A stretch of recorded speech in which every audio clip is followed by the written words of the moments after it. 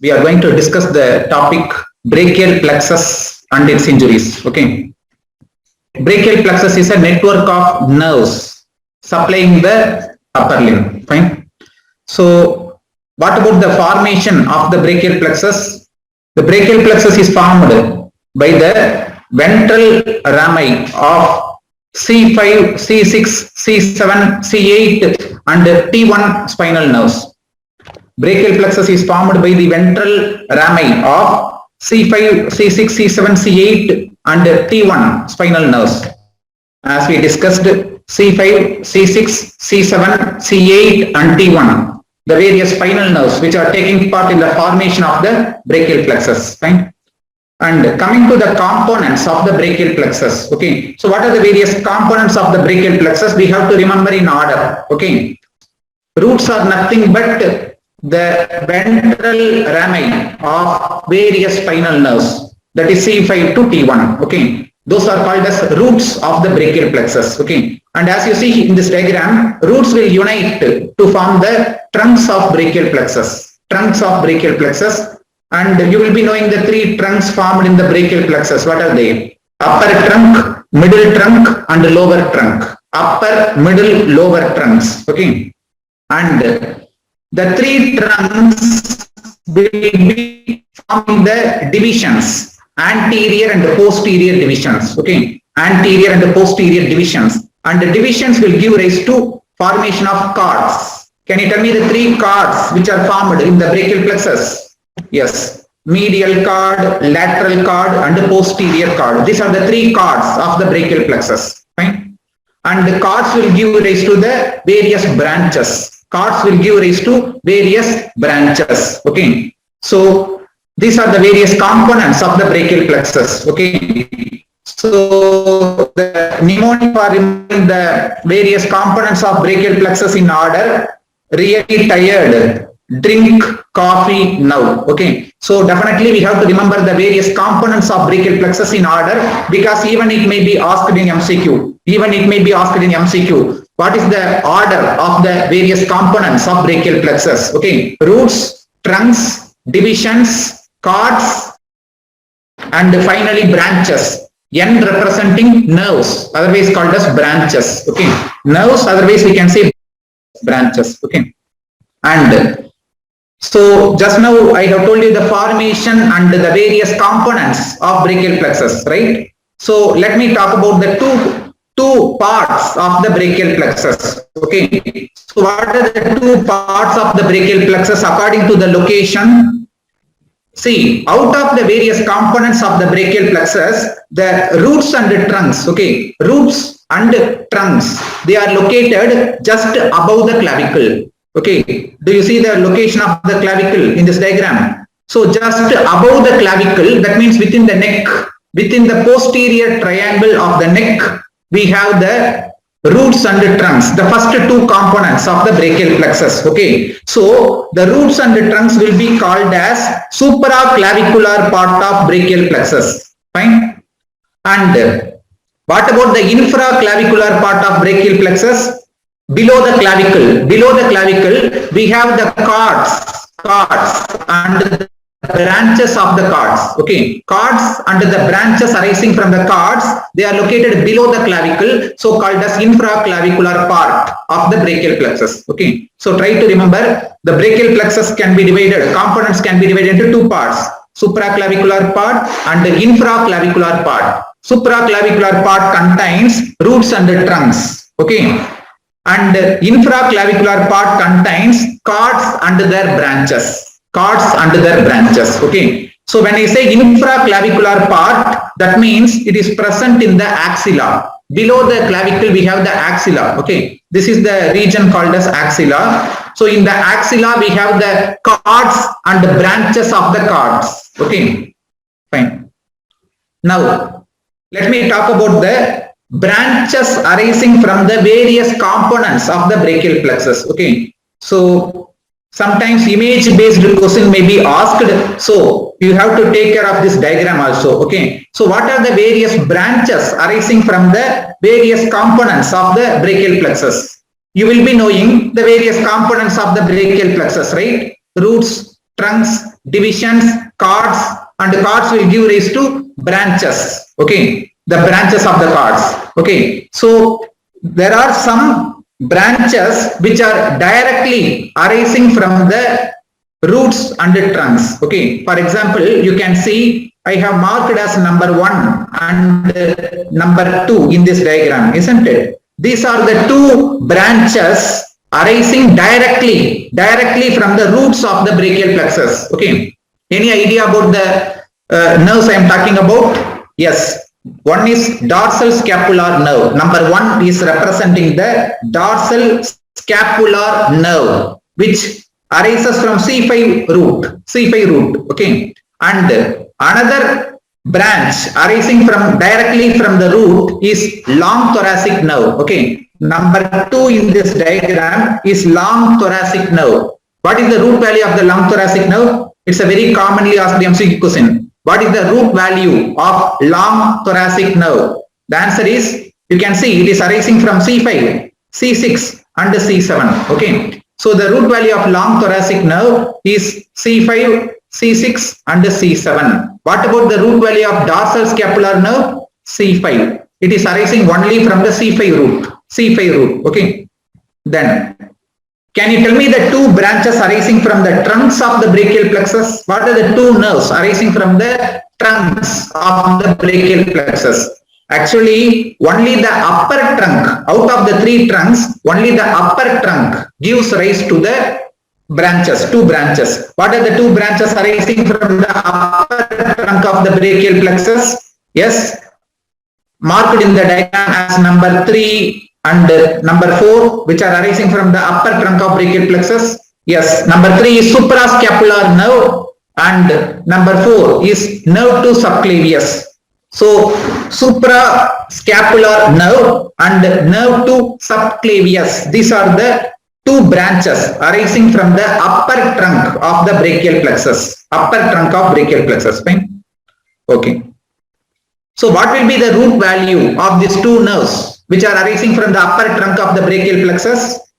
Yes, obviously C5 and C6, because you know, as you see in this diagram, the upper trunk is formed by the union of 2 roots, C5 and C6 roots. Okay, so I hope you are clear about the formation of the various components, right? As you see in this diagram, C5 and C6 roots both unite to form the upper trunk of brachial plexus, isn't it? And the C7 root simply continues as middle trunk of brachial plexus, middle trunk. Okay, and the C8 and the T1 roots both unite to form the lower trunk of the brachial plexus. Okay, so this is how the 3 trunks of the brachial plexus are formed: upper trunk, middle trunk, lower trunk. Okay, and we know trunks will be giving rise to the divisions, isn't it? All the 3 trunks, upper trunk, middle trunk, lower trunk, they will be dividing into 2 divisions each. What are they? Anterior and posterior divisions. Okay, A and P representing the anterior and posterior divisions of all the 3 trunks: upper trunk, middle trunk, lower trunk. Okay, and you will be knowing trunks will be dividing into divisions, and all the divisions, they will unite to form the 3 chords. What are the 3 chords of the brachial plexus? Yes, lateral chord, medial chord, posterior chord. As you see here, the anterior divisions, okay, anterior divisions of the upper and middle trunks, anterior divisions of the upper and middle trunks both unite to form the lateral chord of brachial plexus. Fine. So lateral chord is formed by the union of anterior divisions of upper and middle trunks of the brachial plexus. Fine.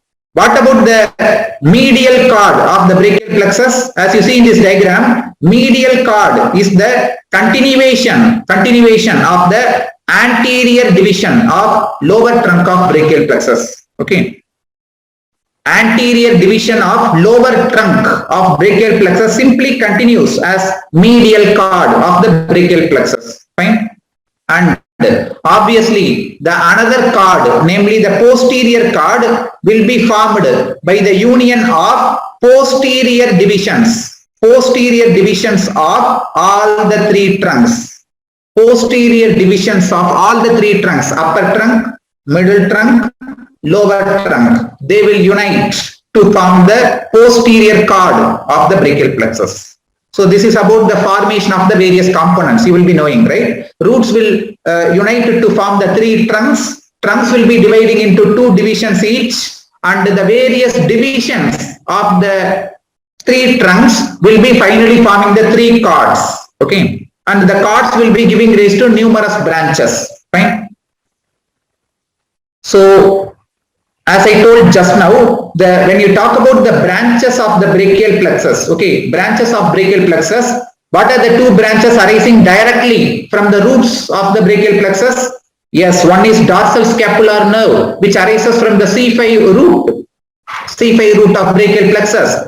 Another one is long thoracic nerve, okay. And here we have to remember some other important details about the dorsal scapular nerve and long thoracic nerve. Okay, so remember the dorsal scapular nerve is also called as nerve to rhomboids. Nerve to rhomboids because it supplies the muscles, namely rhomboid major and rhomboid minor, and also one more muscle, namely levator scapulae. So I want you to remember the three muscles which are supplied by the dorsal scapular nerve, also known as nerve to rhomboids. Okay, and this is a very simple question and very commonly asked question. Do you know the another name for the long thoracic nerve? Yes, long thoracic nerve is also called as nerve to serratus anterior, because the long thoracic nerve supplies the muscle, namely serratus anterior, isn't it?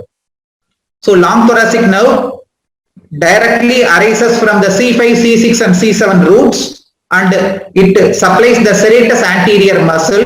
So it is also called as nerve to serratus anterior. And what are the two branches arising from the upper trunk of the brachial plexus we have studied? Yes, one is suprascapular nerve, another one is nerve to subclavius. Both will be having the same root value of C5 and C6 because they are arising from the upper trunk, which has the root value of C5 and C6. Okay, and remember the two muscles supplied by the suprascapular nerve. Okay, what are the two muscles supplied by suprascapular nerve? One is supraspinatus, another one is infraspinatus. Supraspinatus muscle and infraspinatus muscles both are supplied by suprascapular nerve. Fine. And another branch from the upper trunk, namely nerve to subclavius, supplies simply as the name indicates, it supplies the subclavius muscle. Fine. And now coming to the branches arising from the three cords.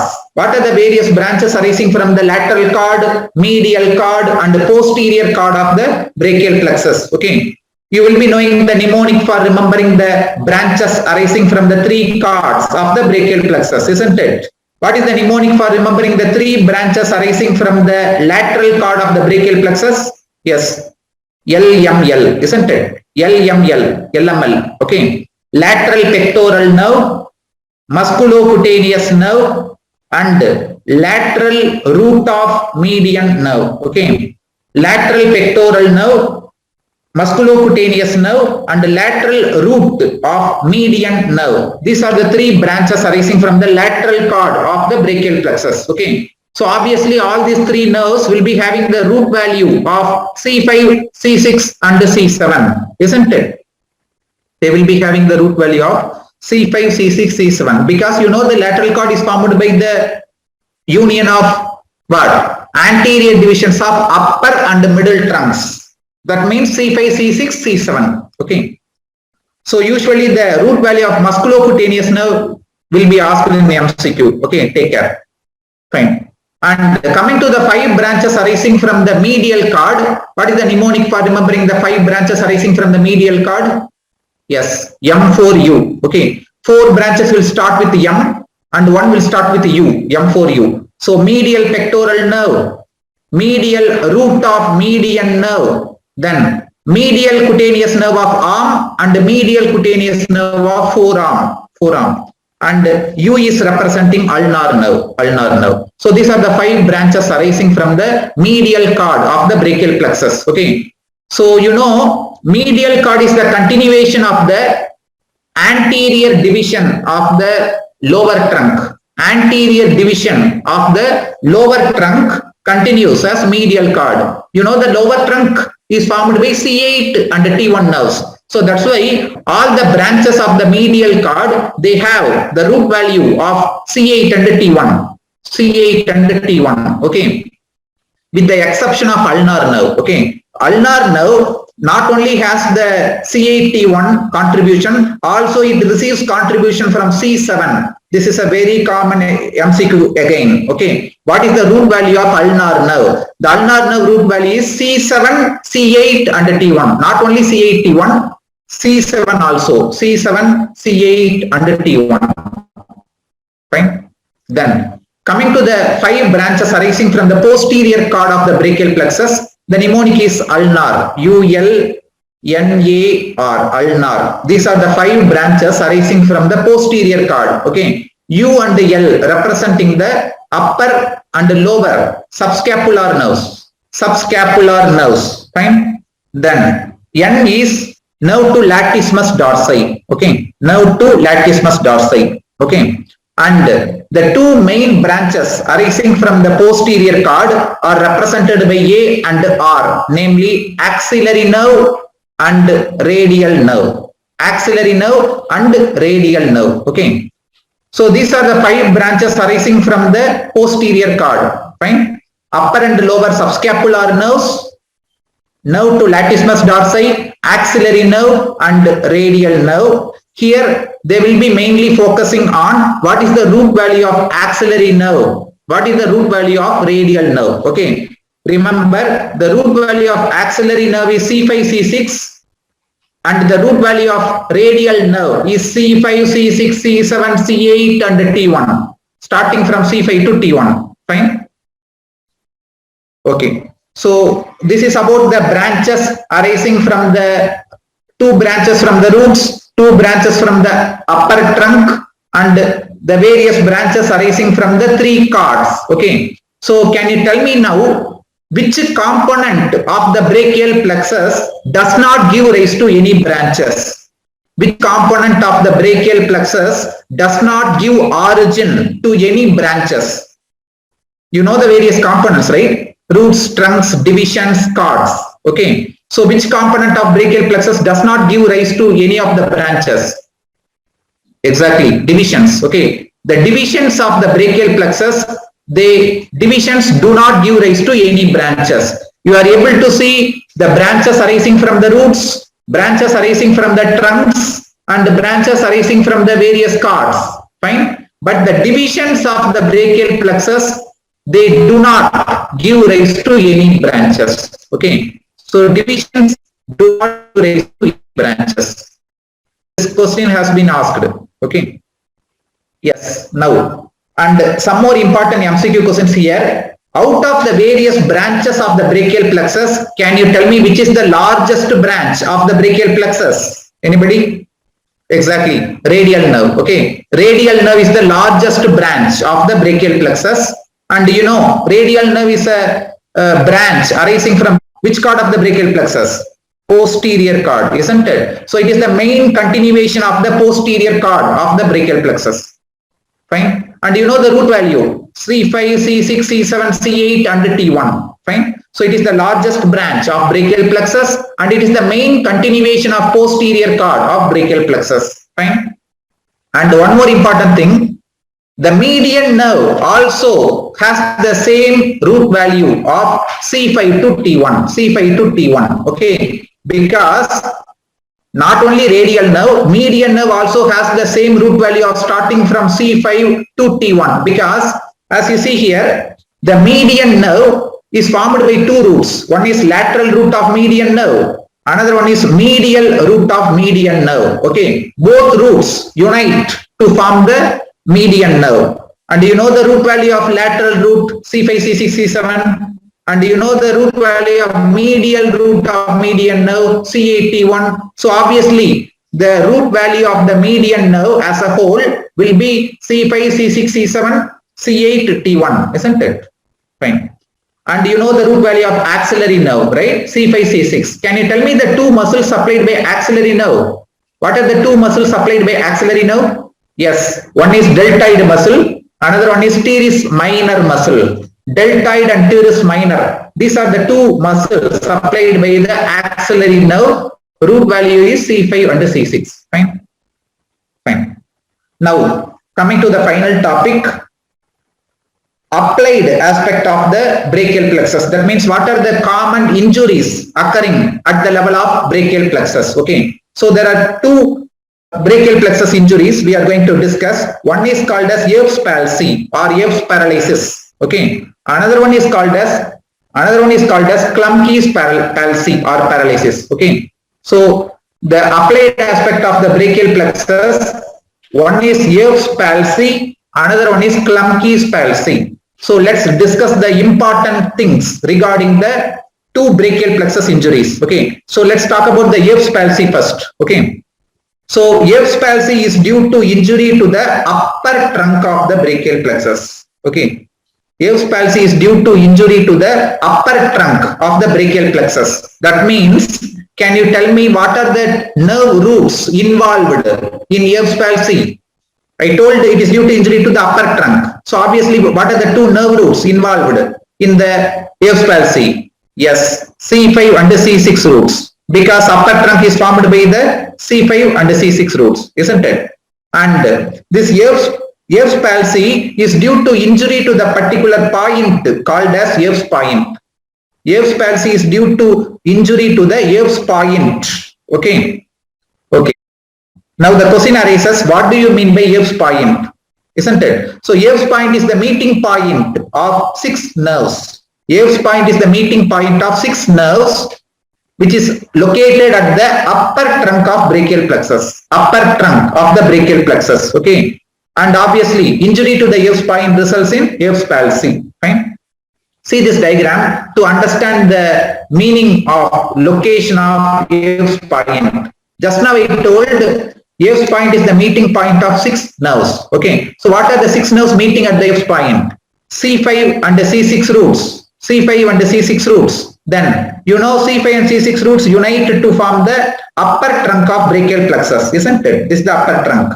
You know the two branches arising from the upper trunk of brachial plexus, isn't it? One is suprascapular nerve, another one is nerve to subclavius. Suprascapular nerve and nerve to subclavius, isn't it? And you know, upper trunk will be dividing into two divisions. What are they? Anterior division and posterior divisions of the upper trunk, isn't it? So these are the 6 nerves meeting at the so-called Erb's point. Fine. So if there is injury to the Erb's point, it will result in one clinical condition known as Erb's palsy. Fine. So now coming to the deformity, that means what is the position of the hand in case of Erb's palsy called as? Anybody? So what will be the position of the hand in case of Erb's palsy? Yes, it is called as policeman's tip deformity. Okay, policeman's tip deformity. Please take care. This is again a commonly asked image based question. Okay, so they will be giving this image and they will be asking what is the clinical deformity in this image. Like that, the question will be. So this image is showing the Erb's palsy and the clinical deformity, okay, is called as the position of the upper limb in Erb's palsy is called as policeman's tip deformity. Okay. Okay, fine. So what is the policeman's tip deformity? What is the condition? As you see here, the arm is adducted and medially rotated. Arm is adducted and medially rotated. Then what about the forearm? Forearm is extended and pronated. Okay. And hand or you can say wrist. Hand or wrist is flexed. Okay. So this is the position of the upper limb in the so-called Erb's palsy or policeman's tip deformity. Arm is adducted. You can remember as arm is adducted. Okay. Adducted and medially rotated. Medially rotated. Okay. forearm is extended and pronated, hand is flexed. That means you can understand the opposite movements are lost. There is loss of opposite movements in Erb's palsy. That means arm cannot be abducted. Loss of abduction and lateral rotation, loss of flexion and supination, and loss of extension of hand. Okay, so please take care. This is a very important image based question, and you have to know what is the position of the arm, forearm and hand in the so-called policeman's tip deformity, and the opposite movements the patient cannot perform. There is loss of opposite movements, whatever we have discussed here. Right? So what are the possible causes for Erb's palsy? Okay, so the two main causes of Erb's palsy is, one is birth injury. Okay, birth injury. When the forceps is used for delivering the baby, there may be injury to the upper trunk of the brachial plexus. Okay, so birth injury, that is forceps delivery. And another one is fall on the shoulder. Okay, fall on the shoulder. So in this condition also, upper trunk of brachial plexus may get injured, leading to the so-called policeman's tip deformity in Erb's palsy. Fine. Now, let's talk about the clunky's palsy. Okay, I told you Erb's palsy is due to injury to the upper trunk of the brachial plexus, that is C5 and C6 roots. What about the clunky's palsy? Clunky's palsy is due to injury to the lower trunk of brachial plexus. Lower trunk of brachial plexus. Can you tell me the two nerve roots involved in clunky's palsy? Yes. Lower trunk is formed by the C8 and the T1 roots, isn't it? So in clunky's palsy, C8 and T1 roots are involved, mainly T1 root. Mainly T1 root. Okay. This is again asked. This question has been asked again. Okay. And the two clinical features of the clunky's palsy will be, one is claw hand deformity, another one is called as Horner syndrome. Horner syndrome. Okay, so claw hand deformity we have already discussed, okay, in the yesterday's session. So please go through that video. Okay, so in order to understand the claw hand deformity, and one more clinical feature of the clunky's palsy other than claw hand deformity is called as Horner syndrome. Horner syndrome, which is due to involvement of T1 spinal nerve, mainly, to be specific, ventral ramus. Ventral ramus of T1 spinal nerve. Okay, injury to the ventral ramus of T1 spinal nerve. Otherwise, you can say white ramus communicans. White ramus communicans of T1 spinal nerve. The clinical condition is called as Horner syndrome. Okay, fine. So these are possible causes for what? Clunky's palsy. Okay, clunky's palsy, the possible causes are, again, one is birth injury, another one is undue abduction of the arm. Okay, undue abduction of the shoulder joint. Okay, so the clinical feature is claw hand, in which there will be hyperextension of the metacarpophalangeal joint and hyperflexion of the interphalangeal joints. Okay, this is the position of the hand in the so-called claw hand deformity, okay, which occurs in the clunky's palsy. Okay, fine. And finally, remember, this clunky's palsy is due to paralysis of intrinsic muscles of the hand. Clunky's palsy is due to paralysis of intrinsic muscles of the hand, which we have discussed in yesterday's session. Okay, so it is due to paralysis of intrinsic muscles of the hand, which are supplied by C8 and T1 spinal nerves. Supplied by C8 and T1 spinal nerves. This question also has been asked. Okay. Okay. So that's the end of the today's session regarding the brachial plexus and its injuries. Okay. Thank you all. Best training, peaceful environment, PG medical entrance exam preparation were my expectations. I got them at Speed Medical Village in Kanchipuram. Today, I am a PG topper. Speed Medical Village, a unique eco-friendly campus dedicated for PG preparation. Speed Medical Institute, a complete solution for medical education.